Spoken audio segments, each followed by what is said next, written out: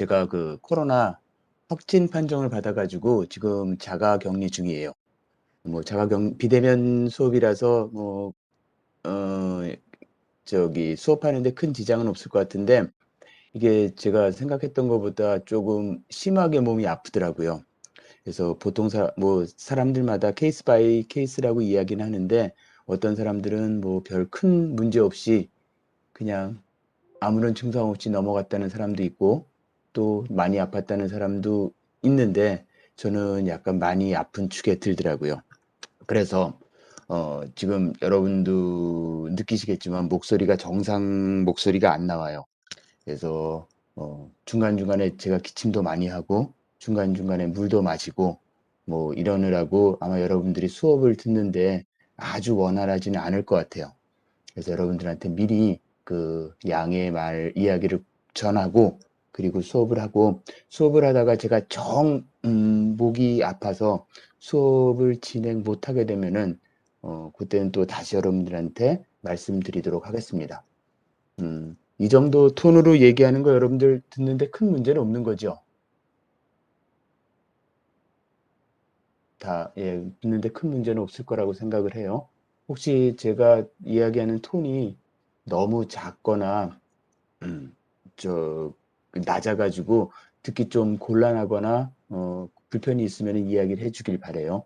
또 가능한 한 목소리를 좀 높여보려고 그러는데 지금 목이 너무 아파가지고 목소리 내기가 이렇게 쉽진 않네요. 자, 일단 오늘은 수업 시작하기 전에 추석 먼저 또 부르도록 할게요. 자, 봅시다. 강준우, 강준우 학생, 예, 김경민, 김영웅, 박상영, 성창민, 신재현, 신재호, 엄찬호, 정건호, 한기병, 한상진,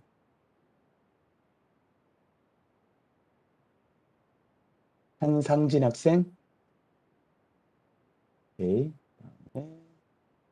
권상윤, 한상진 있고, 오케이. 다음에 권상윤 했고, 권혁빈, 이예림, 허예원,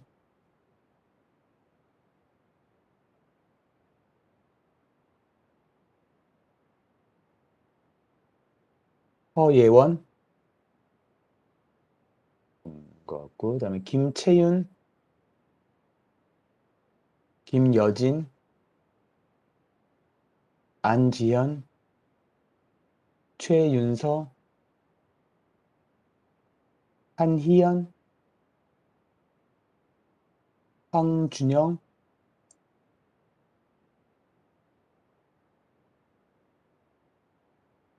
황준영 학생, 그다음에 김민지, 김정주,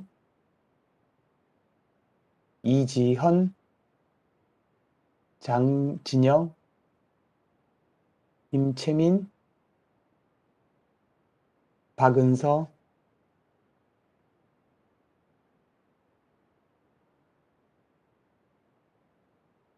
양다윤,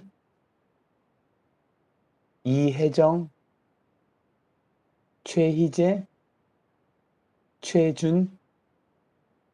자, 출석 다 불렀고 혹시 이름 안 부르거나 대답 못하는 학생 있나요?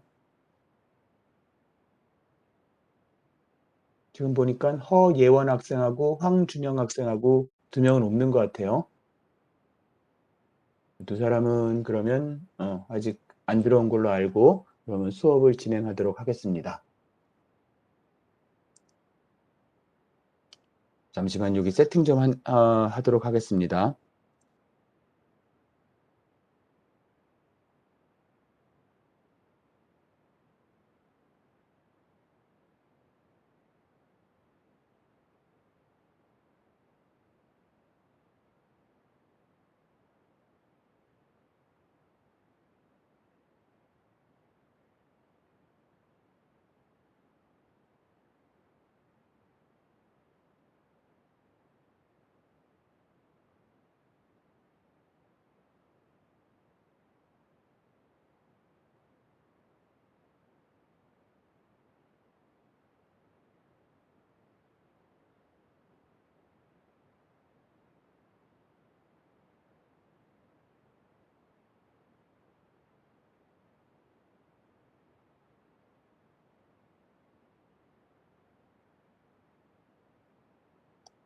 잠시만요. 여러분들 세팅하는 좀 시간이 걸릴 것 같아요.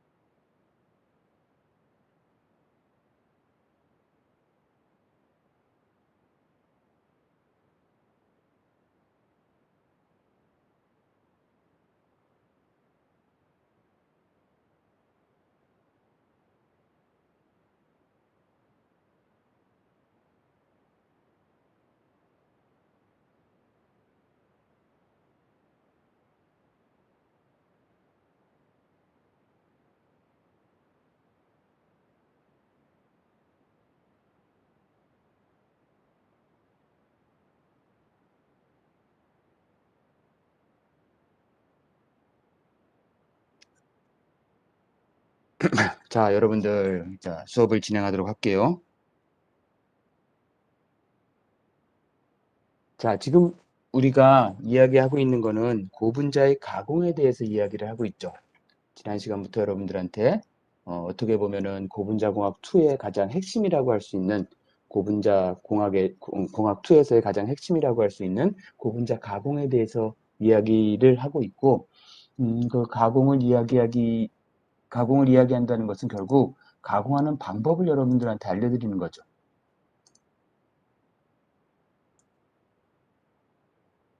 자, 그래서 지금 하고 있는 건 저희들이 고분자의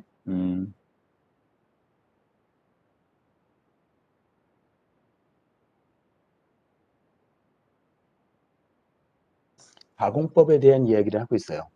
근데 이 가공법을 우리가 분류할 때 무엇을 기준으로 분류를 한다고 말씀드렸죠? 그렇죠. 나오는 최종적인 고분자 제품의 형태가 어떤 형태로 되어 있는지에 따라서 우리가 고분자의 가공법을 조금 나눠서 여러분들한테 설명한다고 말씀을 드렸어요. 그래서 우리가 어떤 기준을 가지고 고분자 제품을 분류했냐면 첫 번째 필름 형태. 필름 형태는 이제 최종적으로 이런 형태가 나오는 거죠. 여러분들한테. 그러니까 비닐봉지라든지 아니면 여러분들이 뭐 그 파일 폴더라든지 하여튼 이렇게 넓은 면을 가지고 있는 평평한 애, 그 형태로 나오는 거하고 또 다른 하나는 이제 여러분들이 파이버. 파이버는 여러분들 이런 식으로 이런 실 형태, 섬유 형태죠. 자, 이거 뭐 파이프하고는 좀 다른 거예요, 여러분들. 그러니까 그 여러분들이 알고 있는 실, 섬유의 형태로 나오는 거. 그리고 나머지 이런 필름이라든지 파이버가 아닌 거를 우리가 그냥 성형품이라고 이야기한다고 그랬어요. 네, 성형품은 뭐 우리가 알고 있는 대표적인 뭐 PET 용기 같은 거 있죠. 야구르트 통 같은 거. 이렇게 생긴 것들이 이제 성형품이라고 분류를 하고 이 각각의 가공법에 대해서 여러분들하고 이야기를 시작을 했어요. 지난 시간에. 그래서 우리가 지난 시간에 마지막으로 이야기했던 게 뭐냐면은 이제 가공법 중에서도 이 필름 가공법, 필름 형태의 그 제품을 만들어내는 가공법 중에서 제일 먼저 여러분들한테 설명드린 게 응용 캐스팅법이었죠. 자, 그래서 응용 캐스팅법은 쉽게 여러분들이 뭐를 연상을 하시면 되냐면은 여러분들이 그 소금밭 염전 알죠? 염전에서 여러분들이 소금을 채취하려고 그러면은 어떻게 채취를 해요?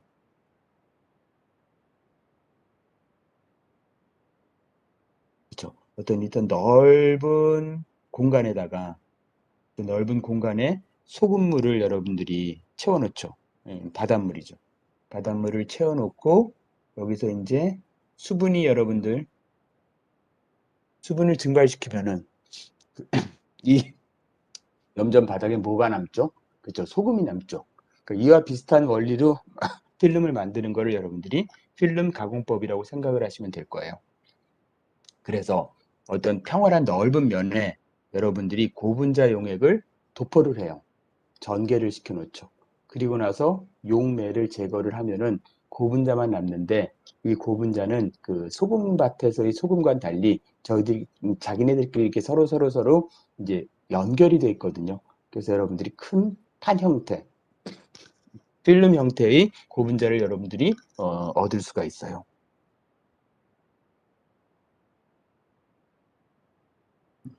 황준영 학생은 제가 조금 이따 다시 출석 체크 저거 말씀드릴게요. 자, 그래서 이제 용융 캐스팅법은 그렇게 되는데 여러분들이 그래서 따라서 용융 캐스팅법에서는 기본적으로 여러분들이 고분자 용액을 만들어야 되는 거죠. 왜? 고분자 용액이라는 것은 결국 여러분들이 고분자에다가 고분자를 어떤 용매에 녹인 거잖아요. 그래서 고분자를 용매에 녹인 다음에 걔네들을 전개시키고 그리고 나서 여러분들이 용매를 제거를 하면은 그 고분자들끼리 하나의 필름을 만든다는 거죠. 그래서 이 고분자 용액을 가지고 여러분들이 전개시키는 방법에 따라서 이렇게 회전 드럼을 가지고 하는 방법과 아니면 그냥 이동 벨트, 여러분들 컨베이어 벨트 알죠? 그 벨트에 전개시키는 두 가지로 여러분들이 구분을 해줄 수가 있어요. 그래서 지금 회전 드럼을 이용을 하는 거는 여기 보시는 것처럼 고분자 용액을 여러분들이 담아놓은 데다가 요 부분에서 이제 틈이 있어서 여기서 이제 요 부분에서 이제 고분자가 전개가 되겠죠. 그리고 드럼은 이런 식으로 회전하니까 어떻게 돼요? 요 면에 이런 식으로 고분자 막이 생기게 되겠죠. 그러면서 여러분들 용매를 제거를 해야 되니까 용매를 이제 건조시켜요. 그러면 처음에는 고분자 액이 이렇게 쭉 가다가 어느 순간에는 고분자 용매가 제거가 된 고분자 판만이 돼서 나중에 이런 식으로 이렇게 고분자 시트라든지 여러분들 필름이 만들어지겠죠.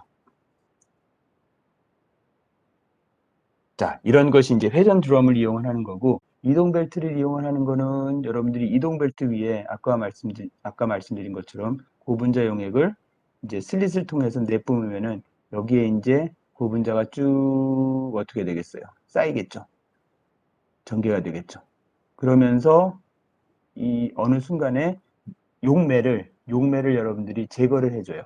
용매를 제거해주면 마찬가지로 이 부분에 와서는 용매가 제거된 고분자만이 남겠죠. 그 고분자를 여러분들이 여기서 다시 감아줄 수가 있겠죠. 자, 그래서 이러한 방법으로 고분자 필름을 만드는 것을 우리가 이제 용액 캐스팅법이라고 하는데 지난 시간에도 잠깐 말씀드렸지만은 용액 캐스팅법으로 여러분들이 고분자를 만들 때 또는 여러분들이 이 필름 형태의 고분자를 만들 때 가장 중점적으로 둬야 되는 건 뭐겠어요, 여러분들? 그러니까 필름 형태의 고분자를 만들 때 물론 이제 그 고분자의 물성에 따라서 그 필름이 보유하고 있는 각각의 물성 내지는 물성은 다를 거예요. 그렇죠? 그리고 그 필름이 어떤 부분에 사용되느냐에 따라서 그 필름이 가지고 있는 고유한 특성이 있을 거예요. 그래서 근데 그런 거는 그 필름에 따른 특성적인 부분이니까 제껴두고 우리가 필름 형태의 뭔가를 만들 때 여러분들이 가장 핵심적으로 중점적으로 관리를 해야 되는 물성은 뭐냐면은 바로 두께죠, 두께. 두께가 일단은 여러분들이 원하는 목표 두께를 가져야 되고 그 두께가 여러분들 일정해야 되겠죠. 그러니까 여러분들이 예를 들어서 그 A4 집어넣는 폴더를 여러분들이 샀는데 폴더가 너무 두꺼워. 그것만 들고 다녀도 너무 무거워. 그러면 그거는 A4 용지를 집어넣는 폴더로서의 그 기능을 못 하는 거죠. 너무 두꺼워가지고. 따라서 그거는 여러분들이 목표로 하는 두께를 더 얇게, 작게 만들어야 되는 거고, 또 얇게 만들었는데 어느 한쪽은 되게 얇아서 막 잘 찢어지고, 어느 한쪽은 조금 두툼해가지고 잘 버티고, 만약 이런 식으로 된다 그러면은 두께가 일정하지가 않은 거잖아요. 따라서 이렇게 필름 형태로 가공을 할 때, 고분자를 가공할 때 여러분들이 공통적으로 관리해야 되는 중요한 그 퀄리티, 품질은, 그러니까 물성은 뭐냐 하면 바로 그 두께예요, 두께. 그래서 여러분들이 두께를 여러분들이 원하는 두께로, 그리고 그 두께를 일정하게 만드는 게 중요하겠죠. 자, 그러면 이제 여러분들이 생각을 해봅시다. 지금 회전 드럼을 사용을 하거든 이동 벨트를 사용을 하던 여러분들이 이 두께를 컨트롤 해야 되겠죠. 결국은 여러분들이 두께를 컨트롤하는 게 굉장히 중요해요. 그러니까 원하는 목표로 컨트롤하는 거, 그리고 전반적으로 고른 두께가 나오게 컨트롤하는 게 굉장히 중요하단 말이죠. 그럼 그걸 컨트롤할 수 있는 여러분들이 방법을 알아야 되겠죠. 그러니까 무엇을 사용을 하면은 고분자의 두께를 여러분들이 컨트롤할 수 있는지에 대한 생각, 고민을 좀 해봐야 돼요. 왜냐하면은 그것을 고민해서 여러분들이 컨트롤하고자 하는 두께를 컨트롤할 수 있는 사람과 아무 고민도 없어가지고 그냥 물건 나오는 대로 그냥 제품을 만들어내는 사람과는 분명히 차이가 있겠죠. 최종적으로 나오는 제품에 차이가 있단 말이에요. 자, 그러면 이제 지난 시간에도 이야기한 거지만은 잠깐 다시 한번 이야기하면은 이 두께를 컨트롤하기 위해서는 어떤 걸 여러분들이 조절할 수 있느냐? 자, 처음에는 뭐를 조절할 수 있어요, 여러분들? 1번. 자, 고분자 용액에 여러분들이 점도를 컨트롤할 수가 있을 거예요. 비스코시티를. 예를 들어 굉장히 진한 고분자를 만들면은 일반적으로 고분자의 용액의 점도가 굉장히 끈적끈적해지겠죠. 점도가 높겠죠. 상대적으로 굉장히 희박한 용액을 만들면은 희박한 고분자 용액을 만들면은 그만큼 용액의 점도가 떨어지겠죠. 자, 용액의 점도가 높은 거는 여러분들이 전개시킬 때 어때요? 시간이 오래 걸리거나 아니면은 여러분들이 고분자를 여러분들이 여기다 전개시킬 때 나오는 속도가 굉장히 천천히 나오니까 굉장히 얇은 애가 나올 수가 있겠죠, 여러분들. 보통 여기 지금 이 슬릿 다이라는 건 어떻게 생겼냐면은 이렇게 생겼어요, 여러분들. 옆면을 보면 이렇게 생겨서 여기 이렇게 틈이 있어요. 틈이 있어서 이 틈 사이로 고분자 용액이 쫄쫄쫄쫄쫄 나오는 거거든요. 이 나오는 속도가 점도가 높은 애는 천천히 나올 거고 점도가 낮은 애는 빨리 나올 거란 말이죠. 그럼 이 나오는 속도에 의해서 결국은 쌓이는 전개시키는 고분자의 두께가 달라지겠죠, 여러분들. 그러면 여러분들이 두께를 컨트롤할 수가 있는 거죠.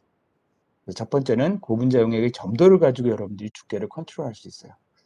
두 번째는 뭐를 가지고 여러분들이 또 컨트롤할 수가 있죠? 그죠?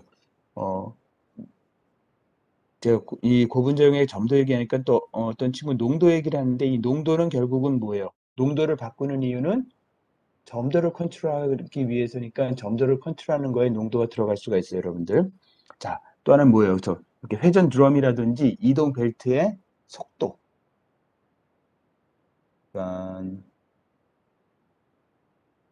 회전 드럼이라든지 또는 이동 벨트의 속도를 변화시키면 여러분들이 어떻게 돼요?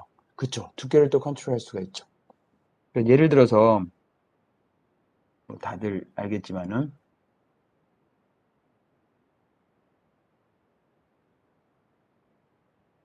자, 이 드럼의 속도를 굉장히 빨리 돌린다고 그럽시다. 빨리 돌리면은 얘가 빨리 가니까 여기 떨어지는 애가 어떻게 되겠어요? 쌓이기도 전에 먼저 움직이겠죠.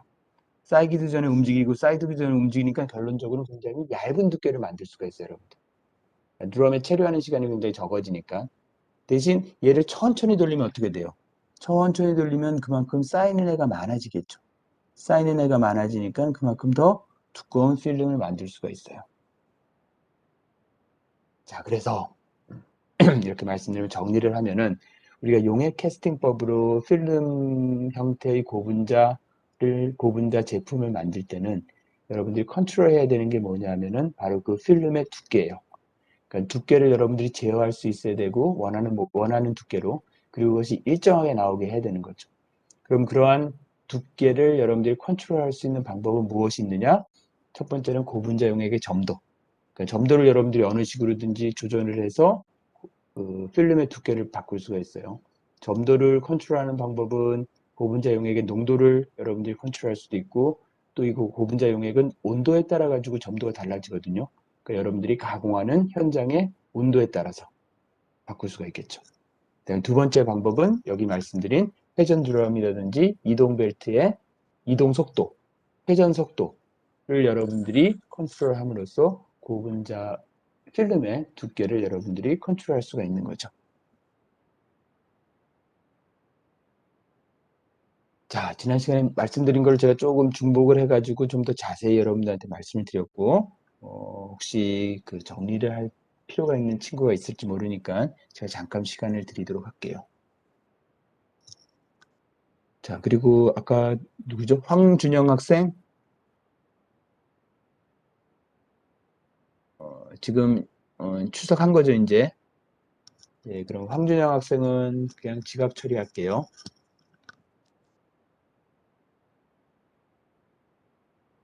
그 다음에 허예원 학생은 들어왔어요? 예, 아직 안 왔나 보네요.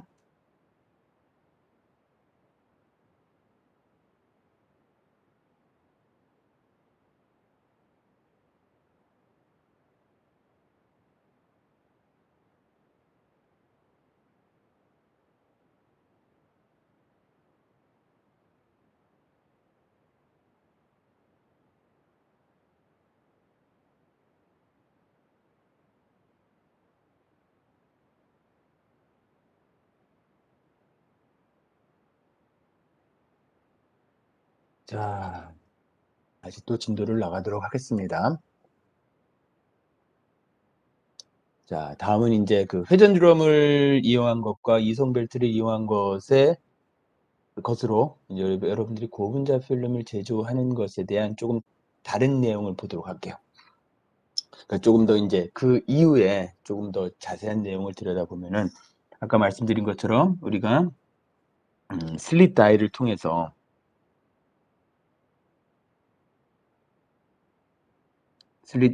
여러분들이 고분자 용액을 회전 드럼에 떨어뜨리면은 이제 회전 드럼이 돌면서 그 위에 고분자가 이렇게 쭉 쌓이게 되는 거잖아요. 쌓이게 되면서 여러분들이 용매를 제거를 시키면은 여러분들이 이제 일종의 고분자 그냥 판을 얻을 수가 있죠. 그리고 그 고분자 판을 여러분들이 어떤 공정에 집어넣을 수 있냐면은 여기 나오는 것들이 이제 연신 공정이거든요. 자, 이 연신에 대해서는 여러분들한테 조금 더 나중에 자세히 말씀을 드리도록 할게요. 근데 일단은 여기서 그냥 대충 개략적인 것만 말씀을 드리면은, 자, 여러분들이 두께가 만약 이 정도 되는 고분자 여러분들이 시트를 얻었으면은 이걸 여러분들이 이쪽으로 잡아당기면 어떻게 될까요? 잡아당기면은 그렇죠. 이게 얘가 늘어나면서 두께가 얇아질 거예요.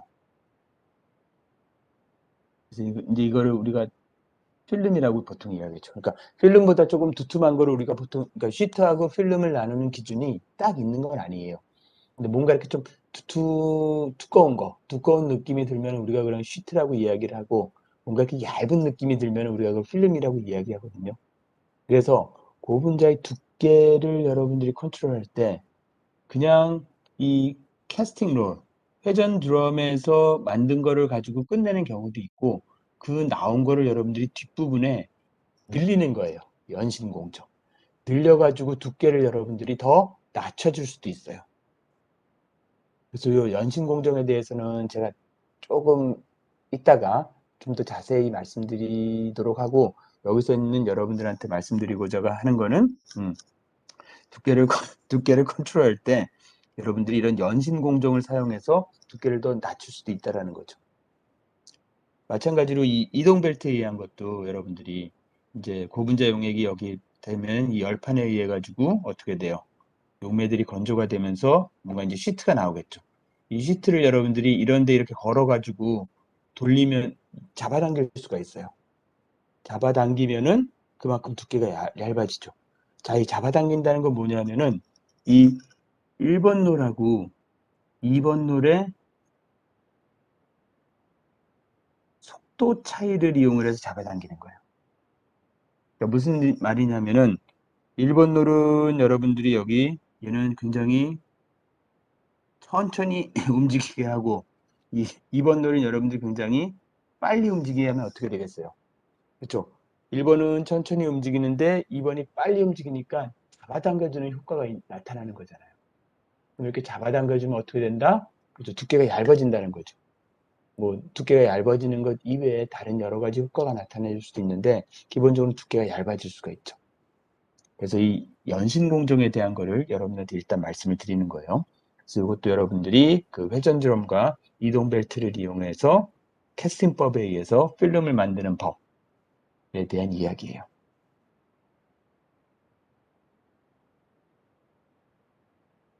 자, 여기도 잠깐 정리할 시간을 드리도록 할게요.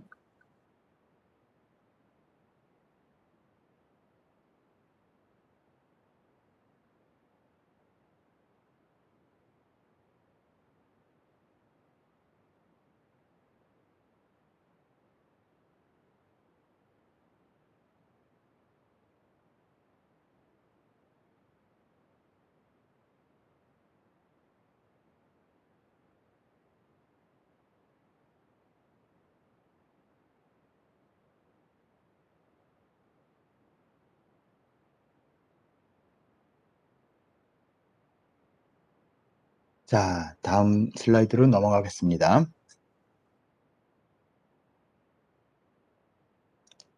자, 다음은 이제 필름 가공하는 방법 중에 용융 가공법에 대한 말씀을 드릴게요. 자, 이거는 꼭 필름 가공에만 해당되는 상황은 아니에요. 사실 여러분들이 고분자, 지금 우리 가공에 대한 이야기를 하고 있는데 고분자를 가공한다는 것은 결국은 뭐예요? 고분자 재료를 여러분들이 변형을 시켜서 제품을 만든다는 거죠. 그래서 여기는 반드시 여러분들 고분자 재료를 여러분들이 변형시키는 과정이 반드시 들어가야 돼요. 필름 형태로 만들건 파이버 형태로 만들건 아니면 여러분들이 그냥 성형품의 형태로 만들건 간에 고분자 가공을 하기 위해서는 반드시 고분자 재료를 여러분들이 변형을 시켜야 돼요. 그러니까 어떻게 보면 이 변형 자체가 여러분들이 이제 가공이죠. 자, 변형을 시켜야 되는데 이 변형은 가능한 한 여러분들이 쉽게 해주는 게 좋겠죠. 변형이 너무 어려우면은 가공이 너무 어려운 거고 그러면 제품을 만들기가 힘든 거잖아요. 그러면은 결국은 제품의 단가가 비싸지겠죠. 그럼 제품의 가격이 비싼 거는 그만큼 팔릴 확률도 적어지는 거잖아요. 그래서 고분자 가공을 할 때는 이 변형을 가능한 한 쉽게 해주는 게 필요해요. 그러면 고분자 재료가 여러분들 여러 가지 많은 재료 중에서 사람들의 각광을 받은 것 중에 하나가 뭐냐면 바로 이 변형이 쉽게 일어나기 때문이에요. 그러니까 가공이 용이하기 때문에 그런 거죠. 자, 예를 들어 볼까요? 여러분들이 그릇을 만든다고 그럽시다. 여러분들 이제 이런 밥그릇을 만드는데 이 밥그릇을 만드는 재료는 여러 개가 있을 수가 있겠죠. 뭐가 있을까요, 여러분들? 여러분들 집에 쇠로 된, 철로 된 밥그릇도 있을 거고, 그 다음에 유리로 된 밥그릇도 있을 거고, 그 다음에 또 뭐예요? 그쵸? 보통 우리가 저기 작이라고 그러죠. 도기로 된 밥그릇도 있을 거고, 많이 쓰는 플라스틱으로 된 밥그릇도 있을 거란 말이죠. 그런데 사람들이 이렇게 많은 재료로 된 것 중에 유독 플라스틱으로 된 밥그릇을 선호를 하면은 그 이유는 뭐예요? 그렇죠. 첫 번째는 잘 안 깨지죠. 유리나 도기는 깨진단 말이에요. 네, 두 번째는 어때요? 가볍죠. 쇠로 만드는 것보다는 훨씬 가벼울 거란 말이죠. 그리고 또 하나는 뭐냐면 바로 밥그릇을 만들기가 편하다는 거예요. 다른 재료에 비해서. 자, 쇠를 가지고 여러분들이 밥그릇을 만들려면 일단 쇠를 녹여야 되겠죠. 쇠를 녹일 때는 기본적으로 약 1000도 시대는 높은 고온이 필요해요. 이 얘기는 뭐예요? 그만큼 온도를 높이려면 그만큼 열량이 필요한 거죠? 뭐예요? 에너지 값이 많이 드는 거잖아요. 유리도 어때요, 여러분들? 유리를 가지고 밥그릇을 만들려고 그러면 이것도 역시 온도가 꽤 높아야 돼요. 뭐 이거는 제가 정확히 잘 모르지만 그래도 한 3, 400도는 돼야지 유리가 녹을 거예요, 아마. 800도인가? 하여튼 뭐 그러고 도기도 역시 마찬가지. 이렇게 이 쇠나 유리나 도기를 만들 경우에는 굉장히 높은 온도로 얘네들을 녹여줘야 되기 때문에 그만큼 에너지 코스트가 많이 들어요. 하지만 플라스틱은 어때요? 여러분들 잘 모르겠지만 어떤 플라스틱은 한 100도씨 정도만 돼도 녹는 애가 있고 100도씨 이하에서도 녹는 애가 있단 말이죠. 자, 또 하나 그 차이점을 여러분들한테 설명하기 위해서 우리 밥그릇 중엔 나무 밥그릇도 있겠죠. 자, 나무를 가지고 여러분들이 밥그릇을 만들려고 그러면은 어떻게 해야 돼요? 얘는 녹일 필요는 없어요. 녹이는 게 아니고 얘는 타버리니까, 그렇죠? 그래서 얘를 가지고 만들려고 그러면 여러분들이 얘를, 그쵸? 만약 이런 나무가 있으면은 이런 나무를 여러분들이 이런 모양이 나오도록 여러분들이 어떻게 돼요? 깎아야 되겠죠. 깎아서 만들어줘야 된단 말이에요. 근데 깎는 게 그다지 편한 가공법은 아니에요. 그렇죠? 물론 이제 숙달된 장인이라든지 이런 사람들은 그냥 쉽게 하겠지만은 일반적으로는 깎는 게 그렇게 쉬운 가공법은 아니에요. 그런데 이런 플라스틱이라든지 유리나 도기 같은 경우에는 깎지 않아도 되죠. 일단 녹이면은 얘가 이제 그 변형이 되게 쉬우니까. 그래서 이제 사람들이 유리나 독이나 이런 걸 사용을 하다가 결국은 이 걔네들을 가지고 밥그릇을 만드는 데는 너무나 높은 에너지 값이 필요하니까 뭔가 좀 저렴한 에너지로, 그러니까 에너지 값이 싸게 먹히는 방법을 생각하다 보니까 고분자 재료가 이제 여러분들 대두가 된 거죠. 자, 그래서 정리를 하면은 여러분들이 고분자를 가공을 할 때는 반드시 변형이라는 부분이 생기고 이 변형을 쉽게 해주기 위해서는 여러분들이 얘를 어떻게 해야 돼요? 흐르는 상태로 만들어줘야 되죠. 흐르는 상태. 자, 그럼 고분자는 일반적으로 여러분들 글래시안이에요. 글래시안해가 플로우가 되기 위해서는 어떤 조건이 되면 되죠? 그렇죠. 첫 번째, 얘를 멜트 시키면 되죠. TM 이상의 온도로 가열을 해서 얘를 플로우상으로 만드는 방법이 있죠. 두 번째는, 그렇죠. 얘를 용액으로 만들면 되잖아요. 그래서 우리가 방금 전에 본 용액 캐스팅법에서 그 용액을 사용하는 이유는 뭐냐면은 고분자 자체를 변형하기 쉬운 상태, 즉 플로우 상태로 만들어주기 위해서 우리가 용액을 사용을 한 거예요. 그거 아니면 굳이 그런 용액으로 만들 필요는 없는데 지금 여러분한테 말씀드릴 건 뭐냐면 바로 멜트 상태로 고분자를 만들어서 필름을 만드는 것에 대한 이야기를 이제 여러분들하고 하려고 그래요. 그래서 제가 지금 뭐 장황하게 뭐 나무 그릇, 뭐 쇠 그릇 얘기를 했는데 결론은 뭐냐면은 고분자를 가공을 할 때는 변형하기 쉬운 상태로 만들어야 되고 그 변형하기 쉬운 상태는 플로우상이에요. 그리고 플로우상이 될 수 있는 경우는 두 가지예요. 멜트 아니면은 용액. 따라서 여러분들이 고분자 가공은 필름이건 파이버건 성형품이건 간에 기본적으로 고분자가 플로우된 상태로 만드는 게 다 포함이 돼 있어요. 그러면 용액 아니면 멜트예요. 그 중에서도 이 멜트 있죠. 용융. 이 용융이 파이버건 필름이건 성형품이건 반드시 용융을 시키는 부분이 포함되어 있어요. 그래서 제가 지금 이 필름 가공에서 용융 가공법을 이야기하면서 이거는 꼭 필름 가공에만 국한되는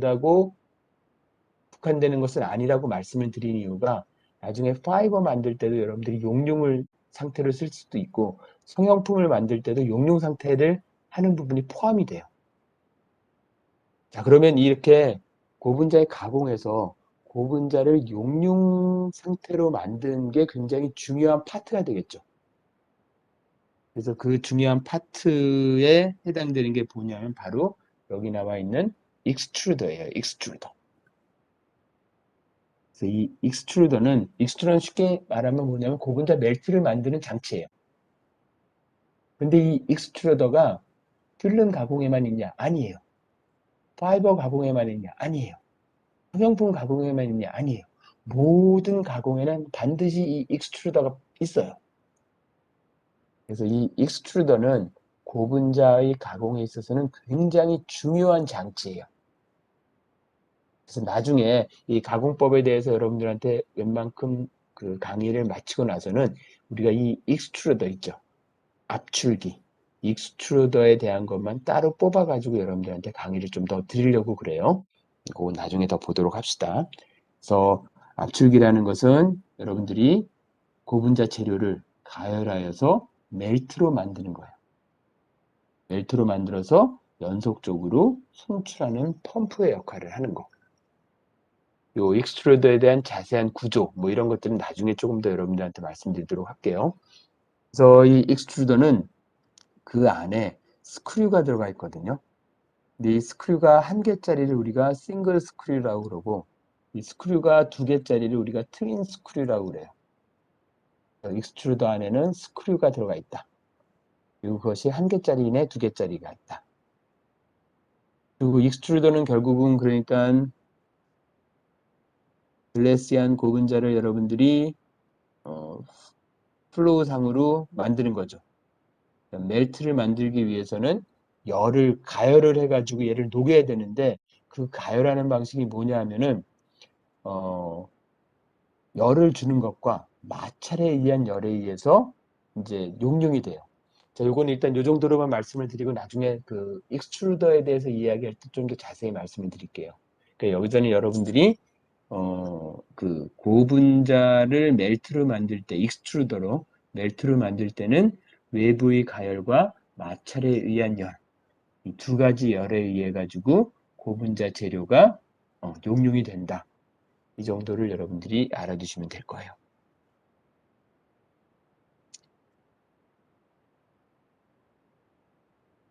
자, 여기도 여러분들 혹시 정리가 필요할지 모르니까 제가 잠깐 시간을 드리도록 하겠습니다.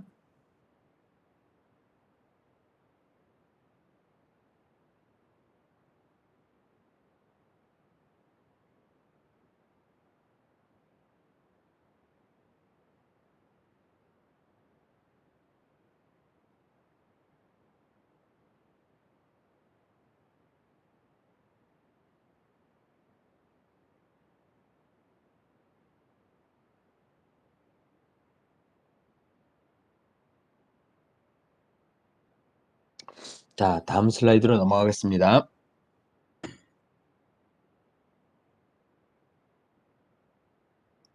자, 그래서 일단은 이제 여러분들한테 그 압출기, 익스트루더에 대한 대강적인 모형을 말씀을 드리고 그리고 가공법에 대한 이야기를 하도록 할게요. 자, 여기 여러분들 전형적인 일축, 그러니까 스크류가 한 개 있는 거죠. 스크류가 한 개 들어가 있는 압출기에 대해서 말씀을 드릴게요. 자, 기본적으로 여러분들 고분자 재료를 집어넣는 원료 주입구가 있어요. 이걸 우리가 호퍼라고 이야기를 해요. 호퍼에다가 여러분들이 고분자 이제 원료를 집어넣겠죠. PS면 PS, PP면 PP를 집어넣는단 말이죠. 그러면 이제 얘네들이 호퍼를 통해 가지고 일로 들어가요. 여기는 어떻게 돼 있냐면은 배럴이 있고 그 안에 스크류가 들어가 있어요. 이 옆에 사진을 보면 여러분들 옆에 있는 이거 있죠. 얘네들이 이 실린더 같은 거 있죠. 실린더 같이 생긴 이게 뭐냐면 우리가 배럴이라고 하는 거고, 그리고 이 안에 뭐가 들어가 있냐면은 바로 여기 나와 있는 스크류가 들어가 있어요.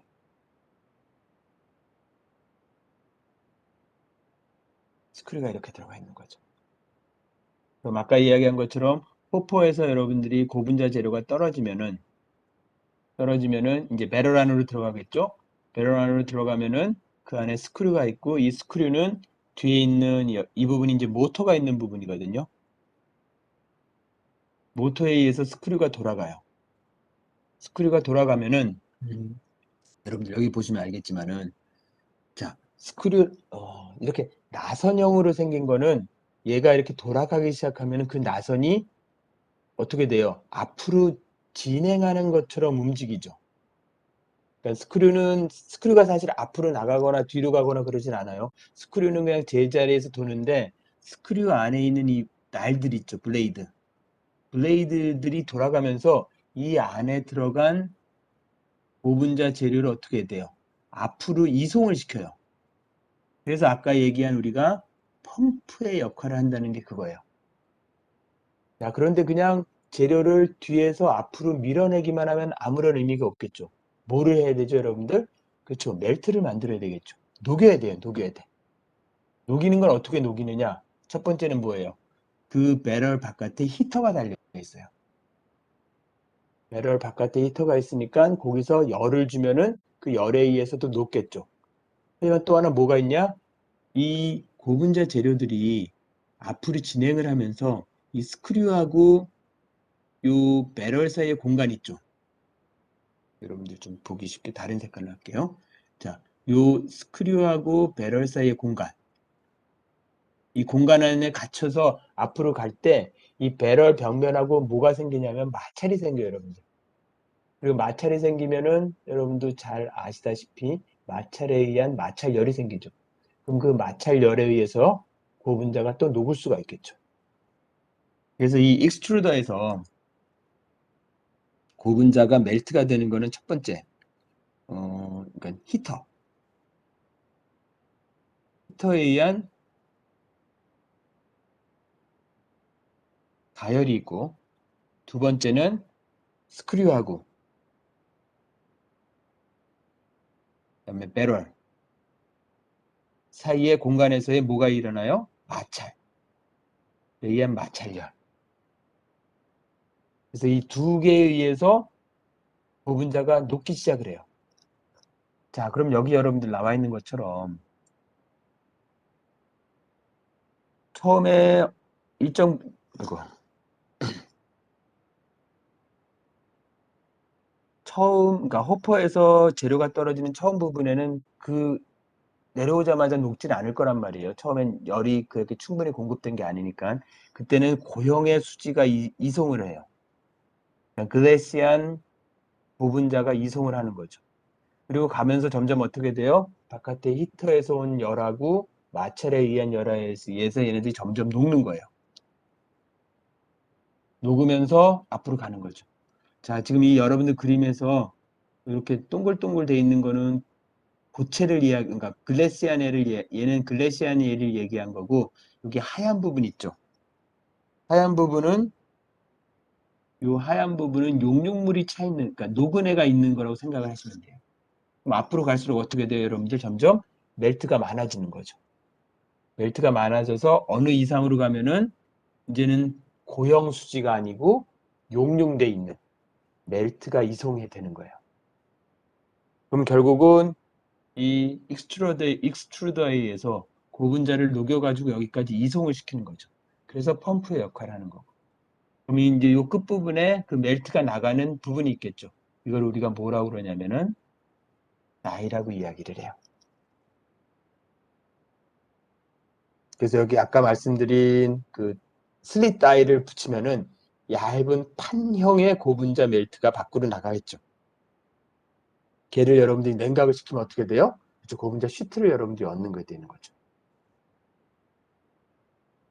자, 그래서 여러분들 이 익스트루더에 대해서는 제가 나중에 조금 더 자세히 말씀을 드릴 건데, 기본적인 컨셉만을 말씀드리면은, 기본적으로 익스트루더는 고형의 고분자를 멜트로 만들어서 펌핑하는 장치예요. 그리고 거기는 기본적으로 호퍼하고 그다음에 배럴하고 스크류하고 다이로 구성이 되어 있어요. 물론 이제 모터도 있겠죠. 스크류를 돌리기 위해서는. 그리고 그 익스트루더 내에서 고분자가 멜트가 되는 원리는 히터에서 주는 열, 그 다음에 마찰열 두 개에 의해서 고분자가 글래시안 고분자가 멜트가 돼가지고 나이에서 흘러나갈 수가 있는 거예요. 그리고 다시 말씀드리지만 이렇게 멜트를 만드는 이유는 그쵸, 가공을 편하게 하기 위해서요. 쉽게 변형시키기 위해서.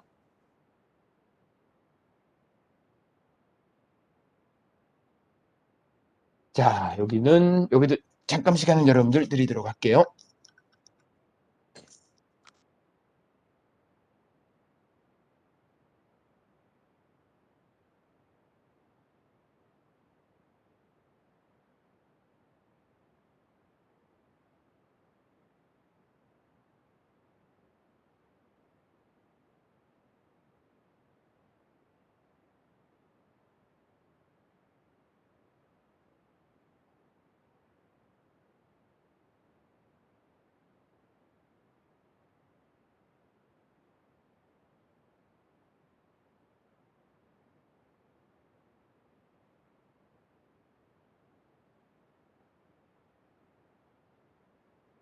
자, 다음 슬라이드로 넘어가겠습니다.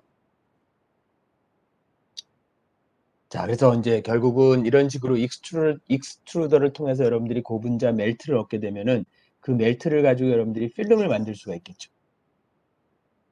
그래서 여기 나와 있는 것처럼 이제 얘가 여러분들 뭐냐면은 익스트루더죠. 익스트루더에서 여러분들이 고분자를 멜트를 만들어 가지고 요 슬릿 다이를 통해 가지고 나오는 거죠. 자, 이건 용액 캐스팅법하고 달리 용매를 건조시키는 게 아니고 녹인 고분자를 이제 여러분들이 필름으로 얻으려면 얘네들을 여러분들이 다시 냉각을 시켜줘야 되겠죠. 그래서 이번에는 이제 냉각용 롤러에다가 이 고분자 멜트를 전개를 시키는 거예요. 그러면 온도가 높아가지고 따뜻한 고분자 멜트가 이 차가운 롤러 표면에 닿는 순간 어떻게 돼요? 냉각이 되겠죠. 냉각이 되면서 여러분들 필름이나 시트 형태로 되겠죠. 그럼 이제 이렇게 된 애를 이제 여러분들이 어떻게 되는 거예요? 여기 여러분들이 연신을 할 수도 있겠죠. 연신을 하면은 일단은 기본적으로 두께가 얇아지겠죠. 자, 다음에 또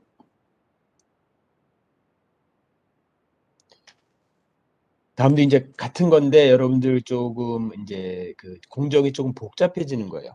자, 그럼 이제 여기서도 우리가 그 공정을 더 보기 전에 다른 걸 하나 체크를 해봅시다. 여기서도 역시 여러분들 필름 형태의 고분자니까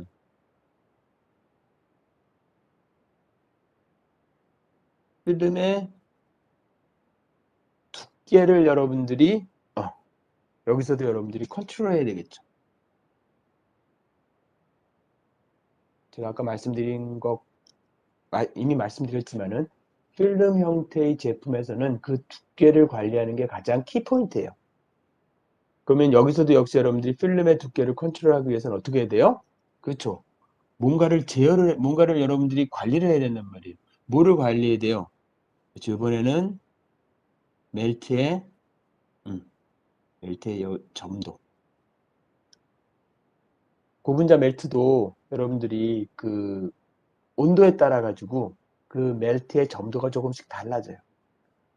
그 점도를 높게 유지하느냐 낮게 유지하느냐에 따라서 최종적인 필름의 두께가 변하겠죠.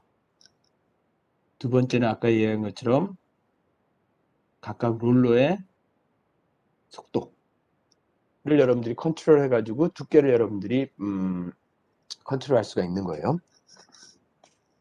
자, 그래서 여러분들 예를 봅시다. 여기 이제 T다이에서 여러분들이 그 고분자 멜트가 나와요. 그러면 얘를 냉각을 시키겠죠. 냉각을 시킨 다음에 그 다음에 뭐냐면 가열을 시켜요. 또 이 가열은 뭐냐면은 녹을 정도는 아닌데 어느 정도 열을 주는 거예요. 왜? 뒤에 연신을 시키려고 그러는 거예요. 그러니까 빳빳한 여러분들이 판형의 고분자는 잡아당기면 잘 안 잡아당겨진단 말이에요. 하지만 얘네들을 여러분들이 약간 온도를 줘서 노릇노릇한 상태로 만들면은 그만큼 잡아당기기가 쉬워지는 거겠죠. 자, 그래서 가열을 한 다음에 여러분들이 기계 방향으로 연신을 하고 그다음에 횡 방향으로 연신을 해요. 자, 필름은 여러분들 기본적으로 이렇게 돼 있죠. 이런 식으로 됐을 때 이제 이게 진행 방향이라고 합시다. 이 방향으로 연신하는 걸 우리가 뭐라고 그러냐면은 기계 방향 연신이라고 이야기를 해. 그러니까 그 필름이 나아가는 방향으로 연신을 하는 거를 기계 방향이라고 하고 그것과 직각이 되게 이쪽 방향으로 연신을 하는 거는 우리가 이거를 횡연신, 횡연신이라고 이야기를 해요. 횡방향의 연신이라고 이야기를 하죠. 그래서 여기 지금 나와 있는 거는 요 냉각물에서 냉각을 시킨 다음에 걔를 약간 가열을 해서 노릇노릇한 상태로 만든 다음에 기계 방향으로 연신을 한 번 해주고 그다음에 횡방향으로 그 다음에 연신을 해서 얘는 두 번 연신을 한 거예요. 두 번 연신을 한 거. 자, 요거에 대해서는 제가 좀 여러분들한테 드릴 말씀이 좀 있는데 그거는 우리 10분만 쉬었다가 하도록 합시다. 지금 11시 51분이니까 우리 12시 12시 에 다시 수업을 시작을 하도록 하겠습니다.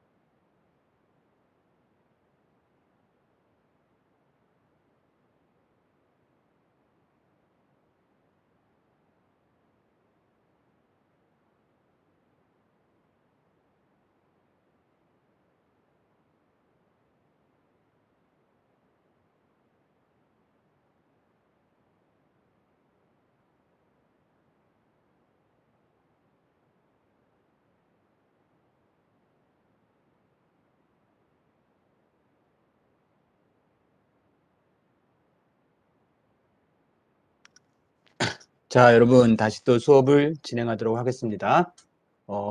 허예원 학생 지금 있나요? 허예원 학생. 허예원 학생은 오늘 아주 결석인가 보네요. 오케이. 자, 그리고 여러분들 다시 한번 양해의 말씀을 드리지만은 제가 지금 그 코로나 확진이 나서 자가격리 중이고 아직 몸이 조금 좋은 상태가 아니에요. 이 코로나 그리고 요즘 뭐 여러분들 중에도 걸렸다가 나은 학생이 있을지도 모르겠지만은 제일 큰 특징이 뭐냐면은 목이 많이 아프더라고요. 그래서 일반적으로 이렇게 대화하기도 힘들 정도로 목이 아팠다가 지금은 목이 그래도 그나마 조금 좋아진 상태이긴 한데 그래도 아마 이제 제가 말하는 게 그렇게 편하지가 않아요. 그래서 여러분들이 강의를 듣는데 조금 불편하실 수도 있어요. 그래서 제가 그 수업 시작하기 전에 여러분한테 양해 말씀드린 게 상황이 그러해서 제가 이제 목소리 톤이 많이 높게 못하고 그다음에 큰 소리를 이야기하지 못해서 여러분들이 그렇지 않아도 졸리운 강의일 텐데 더 여러분들을 자게 만들 수도 있지 않나 이런 걱정이 좀 들기는 해요. 하지만 여러분들 좀 양해를 해주시고 제가 수요일 날 경기가 끝나거든요. 그래서 다음 수요일 수업까지는 아마 이제 이런 상태로 여러분들한테 강의를 해야 될 것 같기는 합니다. 여러분들도 웬만하면은 이게 뭐 저도 굉장히 좀 우습게 봤다가 그냥 다른 사람 다 걸린 있고 뭐 별일 없더라 라는 이야기를 듣고 그냥 괜찮겠지 했는데 뭐 사람마다 좀 다르긴 하다고 하지만은 저 같은 경우에는 좀 고생을 좀 많이 하고 있는 상황이에요. 그래서 여러분도 웬만하면은 코로나 걸리지 마시고 무탈하게 잘 지나가기를 바래요. 자, 제가 이 부분에 대해서 여러분들한테 조금 더 설명을 드리고자 하는 내용은 뭐냐 하면은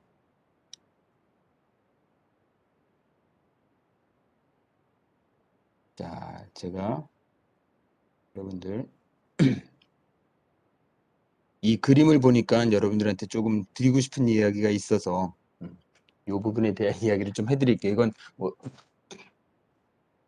수업과는 직접적인 연관이 없을 수도 있으나 뭐 여러분도 조만간 졸업을 하시면은 이제 회사에 취직을 하시게 되겠고 취업을 하시게 될 거고 그리고 또 고분자 관련돼서 여러분들이 취업을 하게 되면은 혹시나 갈 수도 있는 회사일지도 몰라서 제가 한번 말씀을 좀 드리려고 그래요. 지난번에도 잠깐 말씀드렸지만 제가 SKC에 근무를 했었어요. SKC에서 근무를 했었고 제가 94년도부터 99년까지 5년 동안 SKC에서 근무를 했었는데 이 SKC가 어디 있는지는 여러분들이 아시는 학생이 있을까? 혹시 수원에 사시는 학생들이 있어요? 수원? 수원에 가면은 그 북수원 쪽에 정자동이라는 데가 있어요. 또는 그 옆에 이제 파장동이라고 하는 데가 있거든요. 여기에 이제 SKC 공장이 있어요. SKC 공장이 있는데 자, SKC에서는 여러분들 무엇을 만드는 회사인지 저도 사실은 취업을 하기 전까지는 전혀 관심이 없었죠. 그래도 단 SKC가 그때는 여러분들 그 비디오 테이프하고 CD 있죠. 이런 것들을 생산을 해가지고 SKC라는 회사는 알고 있었어요. 요즘은 이 SKC에서 CD는 제가 보니까 접은 것 같고 비디오 테이프도 요즘 뭐 보는 사람 거의 없겠죠.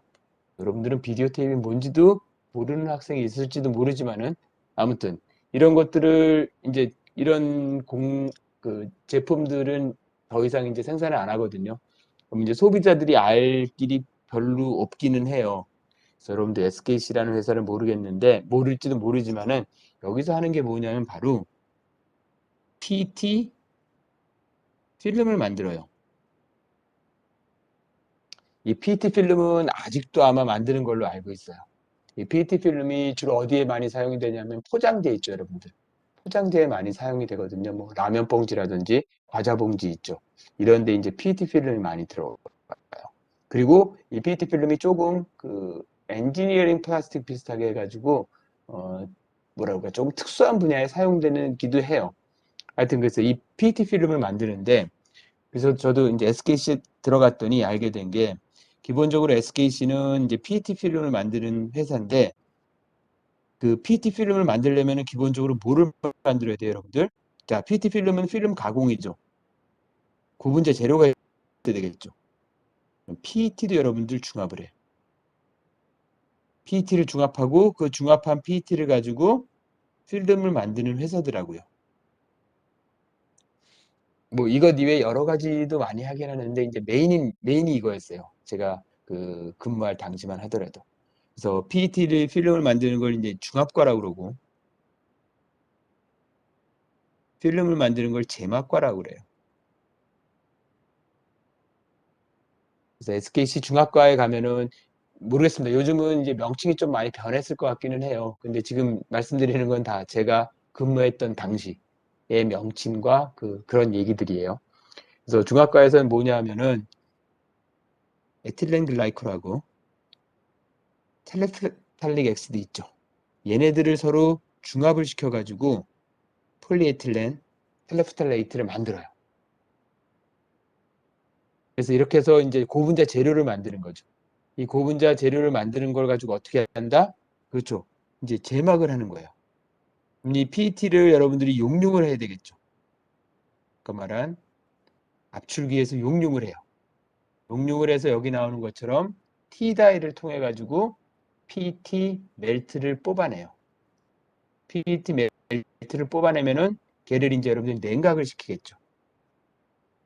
냉각을 시키면은 그때 만들어지는 걸 우리가 PET 시트라고 이야기를 해요. PET 시트는 그래서 꽤 두껍고 이제 굉장히 어떻게 보면 좀 그 뻐덕뻐덕하다고 그러나 이렇게 막 부드럽진 않아요. 그럼 이제 그 PET 시트를 아까 말씀드린 약간의 가열을 통해 가지고 연신을 시켜요. 그러니까 뒷놀하고 앞놀의 속도 차이에 의해서 얘를 이제 잡아당기는 거죠. 그래서 아까 말씀드린 것처럼 기계 방향으로 연신을 시키고 그다음에 얘를 또 다시 가열을 시킨 다음에 횡방향으로 연신을 시켜요. 그래서 두 방향으로 연신을 시키는 거죠. 그럼 나오는 애를 이 옆에 좀 지저분한 부분을 트리밍을 한 다음에 얘를 감아요. 감아서 이렇게 롤로 만들어요. 그걸 우리가 번치라고 그러거든요. 이 제막과에 가면은 이 제막과에서 그러니까 지금 나오는 이 부분이 바로 제막과에서 하는 일들이에요. 그러면 여기는 굉장히 클린 룸이어야 되기 때문에 여러분들 뉴스에서 보면은 반도체 공장 같은 데 들어가면은 이렇게 뭐 우주복은 아니지만은 이렇게 하얀 거 뒤집어 쓰고 들어가죠. 그래서 저 같은 경우도 이 제막과를 들어가려고 그러면은 그 하얀 무진복을 입어요. 무진복을 입고 에어 클린 룸 있죠. 거기를 몇 번 통과한 다음에 들어가 가지고 이제 여기서 이런 필름이 생산되는 걸 우리가 볼 수가 있는 거죠. 그럼 이제 이 연신을 얼만큼 시키냐에 따라서 이제 두께가 얇은 필름을 얻을 수 있고 두께가 두꺼운 필름을 얻을 수가 있어요. 제가 근무할 당시만 할 때 제막과에 이러한 제막기, 연신기가 10대가 있었어요. 1호부터 10호까지 있었고 그 중에 몇 대는 이제 비디오 테이프 필름을 만드는 걸 했고 뭐 어떤 거는 뭐 다른 제품을 만드는 쪽을 해가지고 이 10대의 제막기 기계를 통해 가지고 이제 PET 필름을 계속해서 생산을 했었죠. 그러다가 저는 이제 뜻한 바가 있어서 회사를 그만두고 이제 그때 미국 유학을 가가지고 거기서 이제 공부를 더해서 박사학위를 따고 그리고 이제 홍대에 와서 이렇게 여러분들한테 강의를 하고 있는데 그 당시 PET 시트를 만들고 연신을 해서 필름을 만들고 이런 것들이 과연 내 앞으로의 인생에 어떤 연관성이 있을까라는 생각은 못 했는데 요즘 들어와서 고분자공학 2 강의를 하다 보면은 이렇게 이제 필름 만드는 공정에 대해서 여러분들한테 강의를 하다 보니까 그때 내가 이런 걸 직접 한번 경험을 했었던 게 학생들을 강의하는데 굉장히 큰 도움이 되는구나 하는 생각을 하게 됐어요. 그래서 이 제막 관련되는 공정이 나오니까 갑자기 반가운 마음이 들어서 여러분들한테 그런 얘기를 해줬는데 그러니까 여러분들도 화공과를 나와서 홍대 화공과를 나와가지고 이렇게 SKC에 근무를 하게 될 수도 있어요. 그러면 여러분들이 이렇게 수업 시간에 들었던 중압에 관련되는 내용 또는 제막에 관련되는 내용을 여러분들이 알고 여러분들은 일을 시작하게 되는 거죠. 그래서 여러분들이 이렇게 공부를 하면서 지금 여러분들이 배우는 많은 내용들이 혹시나 여러분들이 나중에 취업을 했을 때 연관이 될 수도 있거든요. 그래서 여러분들 조금 더 신경을 써서 들어줬으면 좋겠고, 나는 졸업해가지고는 화공 쪽으로는 저기 쳐다보지도 않겠어. 이런 학생이 있을지도 모르겠지만은 사람 일이라는 게 모르는 거거든요. 여러분들이 언제 어느 순간에 이렇게 여러분들이 수업 시간에 배웠던 것에 관련돼서 여러분들이 또다시 그거를 관련되는 일을 하게 될 수도 있어요. 그래서 항상 매 순간순간을 여러분들이 조금 소중히 여겨서 수업도 열심히 듣고 그러면은 더 도움이 되겠죠. 자, 아무튼 그래서 이제 SKC에서 제가 그 제막 관련 필름 연신을 했던 일에 대한 말씀을 조금 드렸고, 자, 그럼 이제 이 연신에 대한 이야기를 조금 더 자세히 해봅시다. 자, 연신이라는 건 말 그대로 잡아당기는 거죠. 자, 잡아당기면은 무슨 일이 발생을 하냐면은 고분자는 여러분들 고분자는 이런 사슬들이 고분자를 연결을 하고 있죠. 그래서 어떤 데는 규칙적인 부분이 있고 어떤 데는 불규칙적인 부분이 있어요. 자, 이렇게 되면 고분자를 여러분들이 연신을 시켜. 얘네들을 여러분들이 잡아당긴단 말이죠. 잡아당기면은 이 불규칙적인 고분자가 그 잡아당기는 방향으로 완벽히는 아니지만 약간은 그 방향으로 여러분들이 줄을 서요. 그리고 우리가 뭐라고 그러냐면은 바로 배향이라고 하는 거죠. 오리엔테이션. 그래서 고분자를 연신시키면은 첫 번째 목적은 아까 말씀드린 것처럼 두께를 얇게 만드는 목적이 있고, 두 번째는 뭐냐 하면은 그 고분자 안에 있는 사슬들을 일정한 방향으로 배열, 즉 배양시키는 효과를 가지고 온단 말이죠. 자, 이와 같이 고분자가 배양이 되면은 무슨 일이 발생하냐면은, 자, 배양이 된다는 무슨 죄송해요. 배양이 된다는 것은 고분자가 일정한 방향으로 규칙적인 배열을 갖게 되는 거죠. 이렇게 규칙적으로 된다는 것은 뭐죠? 바로 여러분들 결정화도가 증가를 하게 되는 거죠. 그래서 필름을 연신을 시키면은 그 사슬의 배양이 일어나고 그 배양은 결국 고분자의 결정화도를 증가시키게 돼요. 그럼 이 고분자의 결정화도는 고분자가 가지고 있는 물성에 굉장히 큰 영향을 미치거든요. 그래서 일반적으로는 고분자의 결정화도가 증가를 하면은 탄성률과 인장 강도와 치수 안정성이 향상이 돼요. 죄송해요. 자, 그리고 투명도와 차단성도 개선을 되는 효과가 있어요. 자, 정리를 하면은 고분자를 여러분들이 필름으로 성형을 할 때 연신을 시켜주는 이유는 첫 번째, 두께를 컨트롤하기 위해서. 두 번째, 그러니까 배양에 의한 결정화도를 증가시켜서 물성을 개선해주기 위해서 하는 거예요. 그래서 고분자 필름의 연신엔 이러한 효과가 있다 라는 거 여러분들이 좀 알아두시고, 아까 말씀드린 것처럼 연신에는 이렇게 한쪽 방향으로 그러니까 그 나아가는 방향으로 하는 이거를 우리가 기계 방향 연신이라고 말씀을 드렸어요. 그리고 그것과 수직이 되게 하는 거, 그거를 우리가 이거는 잘못 썼다. 기계 방향이니까 MD죠, 얘가.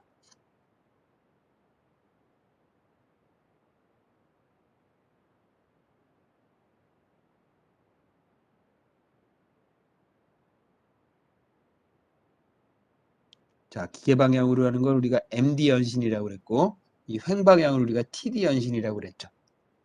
그래서 이렇게 한 번만 하는 거를 우리가 일축 연신, 두 번 이상을 하는 거를 우리가 이축 연신이라고 말씀을 드렸고, 일축 연신만 한 애보다는 이축 연신을 한 애가 암만 해도 배양도가 더 늘어나니까 결정화도도 그만큼 더 개선이 되겠죠.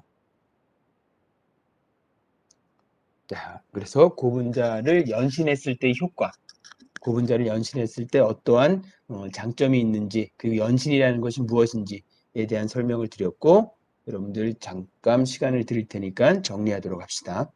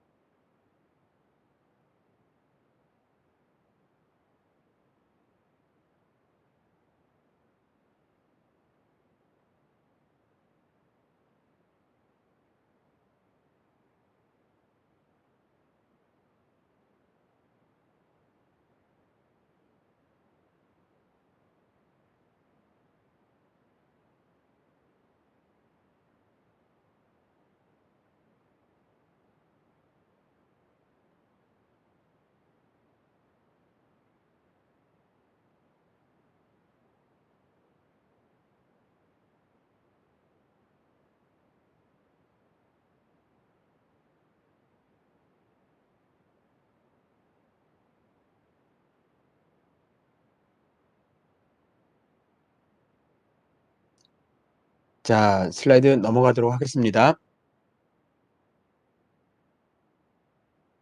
자, 다음은 이제 필름 가공 중에서 우리가 버블 가공법 또는 필름 블로잉법이라고 하는 것에 대한 것을 말씀을 드릴게요. 자, 여기서는 아까 말씀드린 것처럼 압출기가 있어요. 기본적으로 얘는 압출기. 여기까지가 이제 압출기죠, 여러분들. 압출기는 말씀드린 것처럼 배럴 안에 스크류가 들어있어서 이 안에서 고분자가 녹으면서 앞으로 진행이 되는 거죠.